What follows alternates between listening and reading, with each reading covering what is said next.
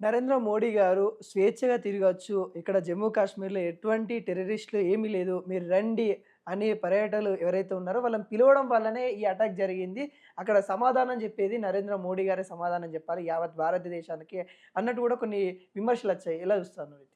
ఒక్కటి అంటే నేను మీ ముస్లిం సోదరులకు, అన్నదమ్ములకు అందరికి, అక్క చెల్లెలకు అందరికి ఒకటే నేను అడగదలుచుకుంది ఏందనంటే, మీకు నిజంగా శత్రువు ఎవరు? హ్మ్. మీరు అది గ్రహించాలి. మీకు శత్రువు మీ వాళ్ళే. ఇక్కడ అక్బరుద్దీన్ అని ఉండొచ్చు, ఓవైసీ అసౌద్దీన్ ఉండొచ్చు, మళ్ళీ అక్కడ పాకిస్తాన్ వాళ్ళు ఉండొచ్చు. వీళ్ళే. ఎందుకనంటే ఇవాళ మోడీ గారు ఆర్టికల్ 370 ఎందుకు తీసిండండి అది? ఇవాళ కాశ్మీర్లో అక్కడ ఎంత బ్యాక్వర్డ్ ఉన్నారంటే, అక్కడ వాళ్ళ పిల్లలు వాళ్ళ దినచరణ ఎట్లయిపోయిందనంటే, పుట్టిన తర్వాత స్కూల్లోకి పోవడం లేదు, అక్కడ మంచి స్కూల్స్ లేవు, డెవలప్మెంట్స్ లేవు, ఏమీ లేవు. మరి ఆ పుట్టిన పిల్లోడు ఏం చేస్తున్నానంటే, ఈ టెర్రరిస్ట్ ఇట్లాంటి వాళ్ళని ఏం చేస్తారు? వీళ్ళు చూసా ఇక రారా అంటాడు, వానికి ఏదో కొన్ని ఆశ పైసలు చూపించిన తర్వాత వానికి గన్ను పట్టించేస్తాడు.